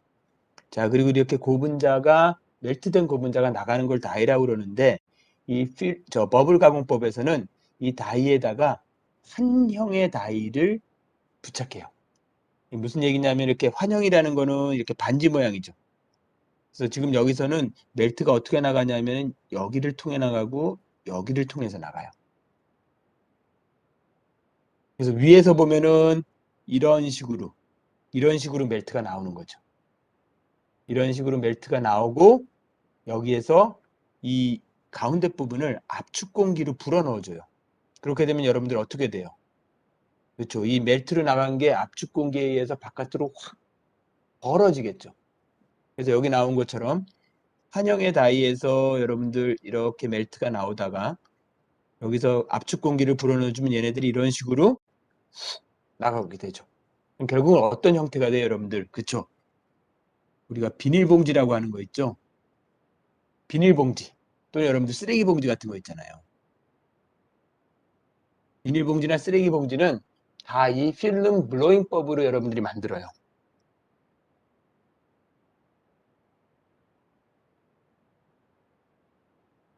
자, 그럼 이제 이런 식으로 이제 쭉 나와서 여러분들이 오는 걸 여러분들이 여기서 연신에 의해 가지고 쭉 해서 건치를 하죠. 얘는 하지만 여러분들 건치된 건 얘는 필름이 한 장이 아니고 두 장이 붙어 있는 형태가 되는 거죠. 필름이 두 장이 붙어 있는 형태가 된 거고 그걸 잘라 가지고 한쪽을 막으면은 봉지가 되는 거잖아요, 여러분들. 봉투가 쓰레기 봉지가 되는 거지. 그래서 이렇게 우리가 흔히 볼 수 있는 쓰레기 봉지 같은 거, 비닐봉지를 만드는 방법은 뭐다? 그쵸. 필름 블로잉법에 의해서 만드는 거예요. 자, 이건 뭐 여러분들 더 제가 설명 안 드려도 될 것 같아요. 그쵸?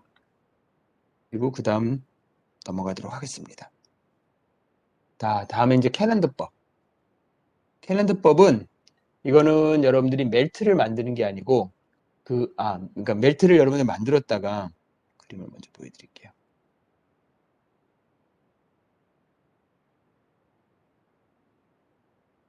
자, 이거는 여러분들이 고분자 멜트를 두 개의 롤러 사이에 끼워가지고 이제 그 필름을 만드는 거예요.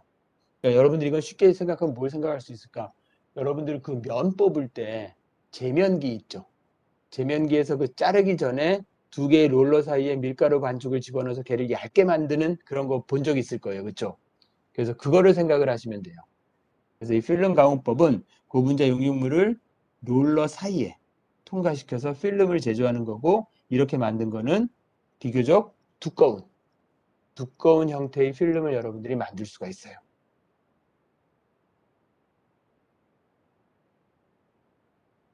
오케이. 자, 그래서 캘린더법 말씀을 드렸고, 다음은 이제 여러분들 소결법. 자, 소결법은 뭐냐면은 여기 나와 있는 게 테플론처럼 용융온도 이상에서 열분해가 일어나는 고분자 재료의 성형에 이용한다는 거죠. 자, 이건 무슨 얘기냐면은 테플론 같은 거는 이게 용융온도 이상에서 열분해가 일어나니까 얘를 멜트를 시키면 여러분들이 어떻게 되는 거예요? 멜트는 TM 이상으로 온도를 올리는 거니까 뭔가 변성이 일어나겠죠. 따라서 이 테플론 같은 경우에는 그냥 일반적인 익스트루더를 사용을 해가지고 멜트를 만들면은 안 좋아요. 왜? 일단 멜트가 되면서 변성이 일어나기 때문에. 따라서 얘는 그러니까 멜트를 만들지 않고 뭔가 필름을 만드는 방법이 필요한 거죠. 그게 바로 여기 나오는 소결법이에요. 이거는 프레셔를 굉장히 높게 가해가지고 여러분들이 얘를 필름으로 만든 다음에 그렇게 만든 필름에 다시 열 처리를 해가지고 강도를 높이는 거예요. 이건 여러분들 어떤 거를 말씀드리면 쉬울까? 여러분들 그 지우개 있죠. 지우개 가루 가지고 경험이 있는지, 여러분들 이런 경험이 있는지 없는지 모르겠지만은, 지우개 가루 있잖아요. 지우개 가루를 여러분들이 꾹꾹꾹 뭉치면은 뭔가 이렇게 새로 지우개가 하나 만들어질 때가 있어요. 이 소결법은 그거하고 비슷하게 생각을 하시면 될 거예요. 그래서 글래시안 고분자를 높은 압력으로 꾹꾹 눌러가지고 뭔가 필름 형태를 만들어요. 필름 또는 시트 형태를 만든 다음에 얘를 다시 열 처리를 해가지고 강도를 높이는 거예요. 그래서 테플론의 경우에는 그 테플론 분말을 100에서 500기압 정도로 압착을 한 다음에 다시 300에서 390도 정도 열 처리를 해가지고 최종적인 테플론 필름이라든지 테플론 시트를 만들 수가 있는 거죠.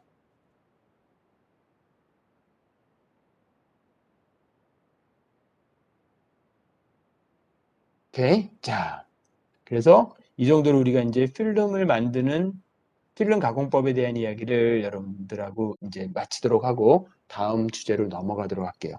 그 전에 정리를 한번 하면은, 필름 가공을 하기 위해서는 여러분들이 일단은 고분자를 용액 상태로 만들거나 또는 멜트 상태로 만드는 거죠. 이 멜트 상태로 만들기 위해서는 꼭 필요한 게 뭐다? 익스트루더라는 거죠. 그리고 사실은 이 용액이나 멜트 상태로 만드는 거는 꼭 필름 가공에만 필요한 거예요? 아니죠. 다른 모든 가공에도 용액이나 멜트 상태로 만들어 줘야 돼요. 왜? 그래야지 변형이 더 쉬우니까. 그래서 이 익스트루더라든지 고분자 용액이라든지 이것에 대한 이야기는 다른 가공법에서도 계속 나와요. 그러니까 공통적으로 차지하는 부분이라는 거죠.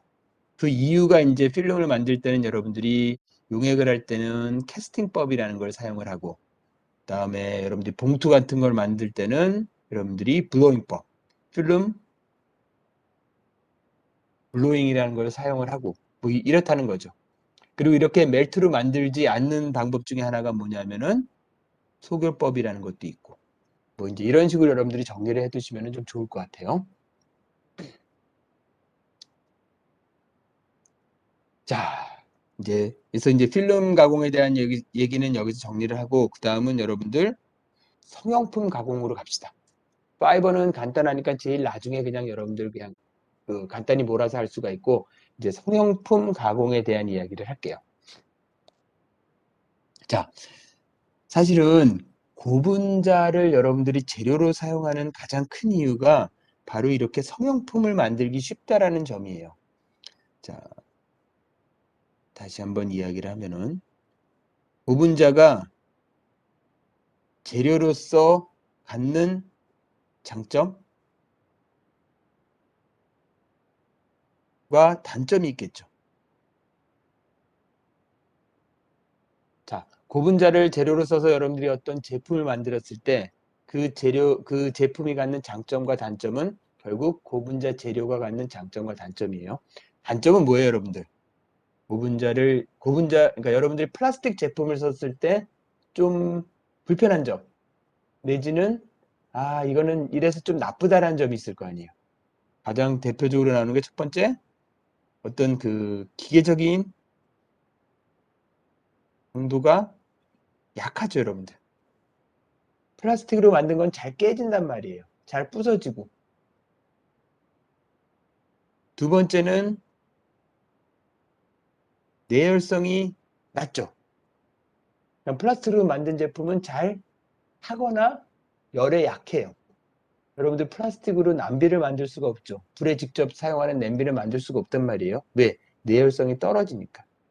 뭐 이런 여러 가지 약점들이 있어요. 그렇죠? 그다음에 환경적으로 별로 환경 친화적이 아니죠. 일단 기본적으로 그 화학 제품을 쓰는 거니까 환경적으로도 안 좋고. 하지만 그의 반면에 가지는 장점은 뭐예요? 그렇죠. 일단 만들어 놓으면은 굉장히 경량화, 가벼워요. 유리병보다는 PET병이 가볍고, 유리 그릇보다는, 여러분 쇠 그릇보다는 플라스틱 그릇이 훨씬 가볍죠. 가볍다는 게 굉장히 좋은 장점 중에 하나예요. 두 번째는, 그렇죠.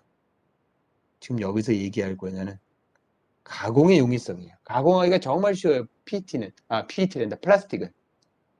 그래서 아까 제가 말씀드린 것처럼 쇠 바가지, 나무 바가지는 만들기 힘들어. 하지만 플라스틱 바가지는 만들기가 쉽다는 이야기예요. 그래서 우리가 지금 이제 성형품에 대한 이야기를 할 거고, 성형품은 필름이라든지 섬유 형태가 아닌 모든 거를 우리가 성형품이라고 이야기했을 때, 여러분들이 이 성형품 가공이 고분자를 재료로 사용하는 가장 큰 장점이라고 여러분들이 이야기할 수가 있는 거예요. 그래서 이 성형품을 어떤 방법으로 만드는지에 대한 이야기를 할 거고, 처음엔 캐스팅은 뭔가 이렇게 뿌려주는 거죠. 자, 이 캐스팅 방법은 어떤 거냐 하면은 이와 같이 여러분들이 만들고자 하는 모양의 몰드를 만들어요.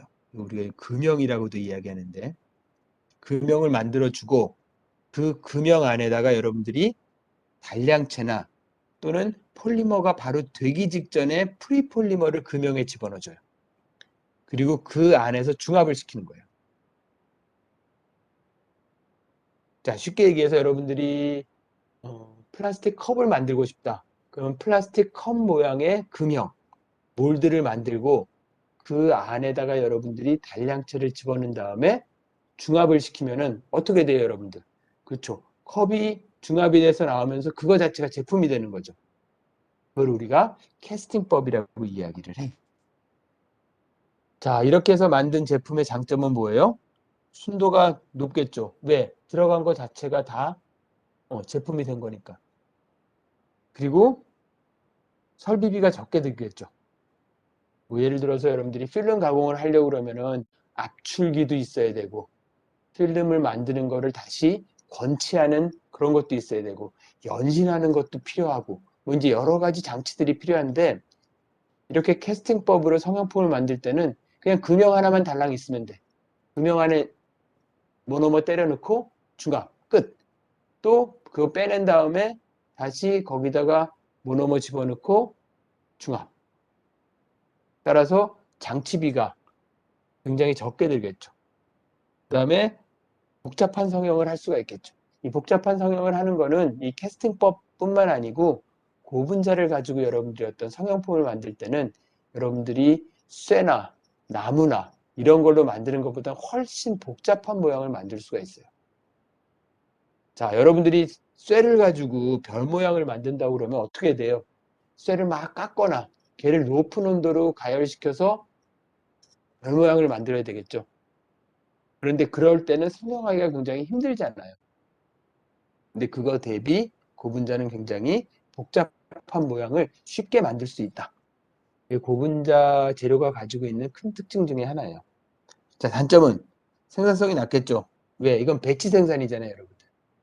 금형 안에다가 모노머 때려 넣어가지고 중합시킨 다음에 제품 빼내고 다음에 다시 채워넣고 하고.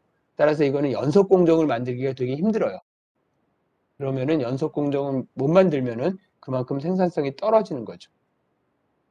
또 하나는 중합 반응은 여러분들 예전에 고분자공학 1시간에 배웠지만은 중합 반응은 뭐냐면 발열 반응이에요. 따라서 발열 반응이기 때문에 온도가 올라가요. 그럼 그 온도가 올라가면은 온도가 올라감으로 해가지고 단량체라든지 아니면은 중합에 영향을 미치겠죠. 그래서 일반적으로 중합기 같은 경우에는 중합기는 여러분들이 이제 중합 반응을 할 때는 이런 중합기를 사용을 하죠.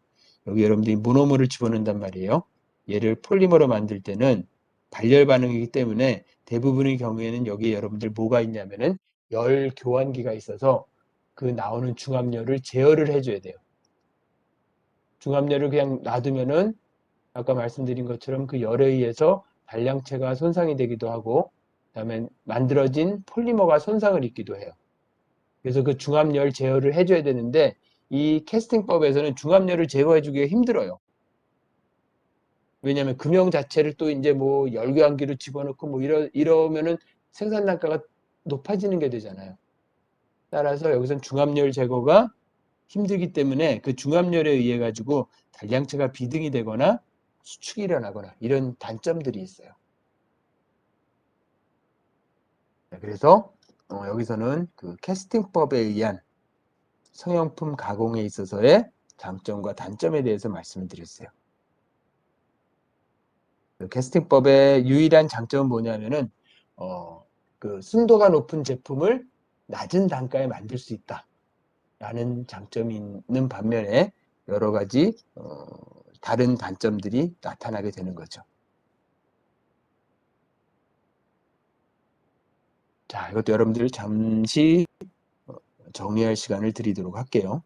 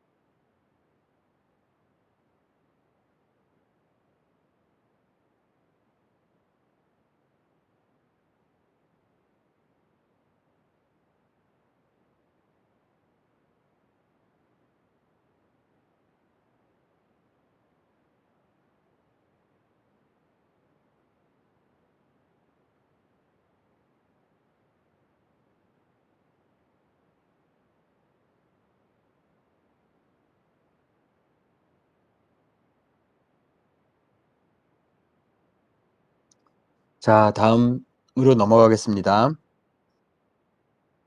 자, 다음은 이제 성형품을 가공하는 방법 중에서 적층법, 라미네이션이에요. 자, 이 라미네이션은 여러분들 헷갈리지 마셔야 되는 게, 이 라미네이션과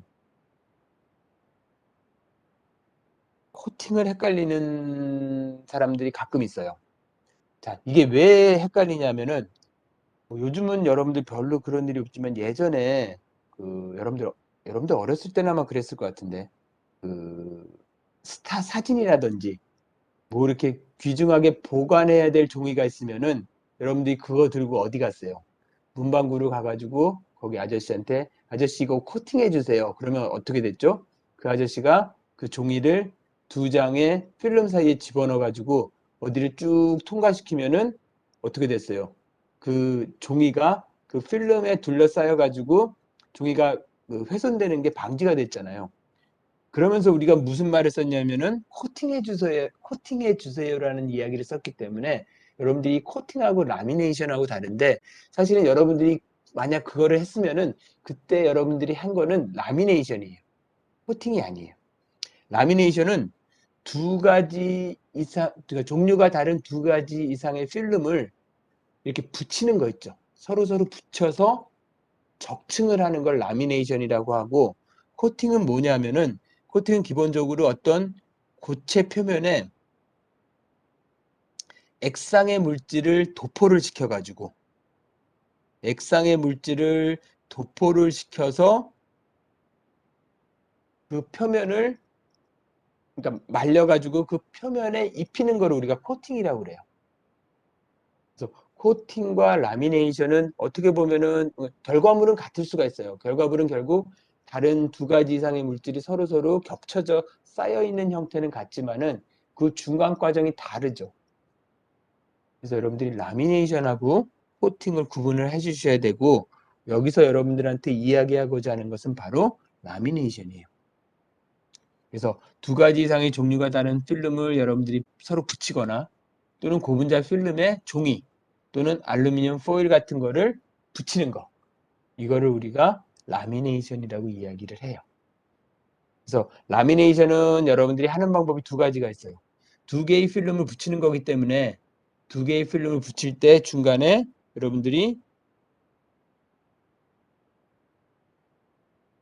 접착제를 사용을 해서 붙일 수도 있고, 아니면은 두 개의 필름을 만들 때 여러분들이 압출을 동시에 하는 거예요. 그러니까 여기는 압출기 1번, 압출기 2번으로 해서 여기는 PS, 여기는 PP를 해가지고 여러분들이 압출을 시키면 어떻게 돼요? 그렇죠? PP는 여기를 따라서 나오게 되고 PS는 여기를 따라서 나오게 되는 거죠. 그럼 최종적으로 나온 애는 PS하고 PP가 붙어있는, 이렇게 적층되어 있는 형태가 나오게 되는 거죠. 그래서 이걸 라미네이션이라고 하고, 이거를 여러분들이 찾아볼 수 있는 가장 대표적인 건 뭐냐면 여러분들 라면 봉지 있죠. 과자 봉지. 과자 봉지 보면은 여러분들 그 과자 봉지 뜯어서 보면은 안쪽은, 그러니까 과자하고 다 있는 쪽은 여러분들 보통 아무 문양도 없는 알루미늄 같은 걸로 돼 있어요. 그리고 과자 바깥쪽은 뭐 막 프린팅도 되고 글씨도 많이 색색, 형형색색 그 색깔이 들어가 있는데 부분이 돼 있죠.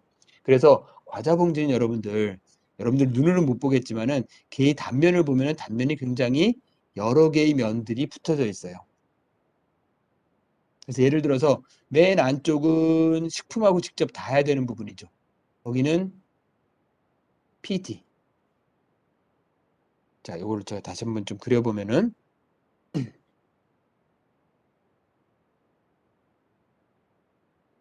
자, 과자 봉지를 한번 우리 분해를 해봅시다. 자, 과자 봉지를 보면은 제일 안쪽은 식품하고 닿는 부분은 PET 필름. 자, 그 다음은 여러분들 과자 봉지 같은 경우에는 대부분 그러니까 직사광선을 직접 쬐면 안 좋죠.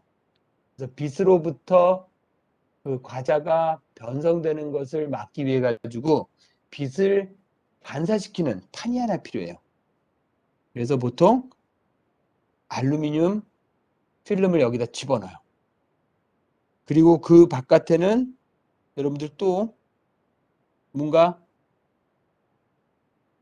프린팅이 잘 되는 그런 소재를 집어넣어줘야 돼요. 왜? 과자 봉지 바깥에는 여러분들이 많은 거를 프린트 해놔야 되겠죠.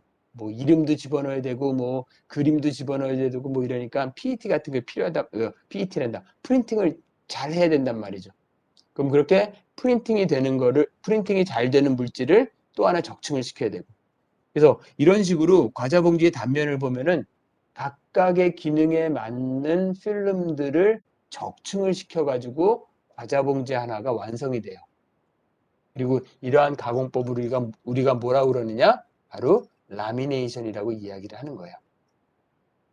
자, 그래서 여기서는 여러분들이 라미네이션과 코팅을 헷갈리지 말아야 되고, 이 라미네이션을 통해서 얻을 수 있는 대표적인 그 제품의 예는 뭐 라면 봉지, 과자 봉지, 포장 봉지 같은 거 있죠. 포장 봉지 같은 거를 여러분들이 이러한 라미네이션을 통해서 생산해낼 수가 있는 거예요. 자, 다음에 넘어갈게요. 다음에 압축성형. 자, 압축성형은 말 그대로 컴프레싱 몰딩. 몰드 안에다가 여러분들이 고분자 재료를 집어넣고 걔를 압축을 해가지고 만드는 거예요. 자, 제가 말씀드렸지만 우리가 보통 금형이라고 이야기하는 거, 이거는 이제 몰드하고 같은 이야기예요. 금형, 몰드는 뭐냐면은 여러분들이 원하는 제품의 모양을 갖고 있는 틀을 가지고 우리가 금형이라고 이야기해요.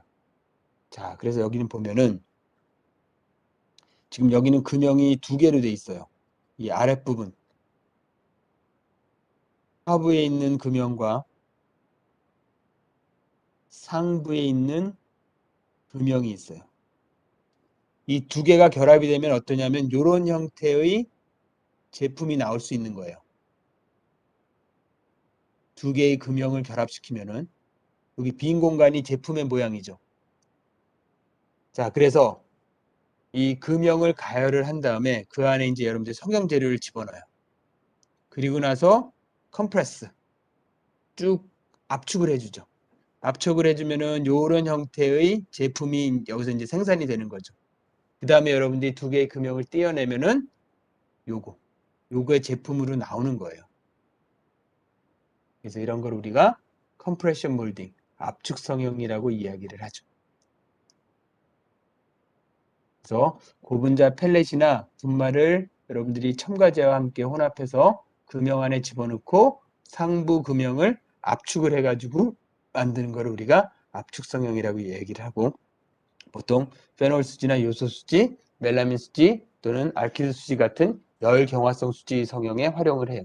자, 열경화성 수지의 특징은 뭐냐면은 일단 한번 세팅이 되면은 가열을 해도 다시 플로우가 안 된다고 말씀을 드렸죠.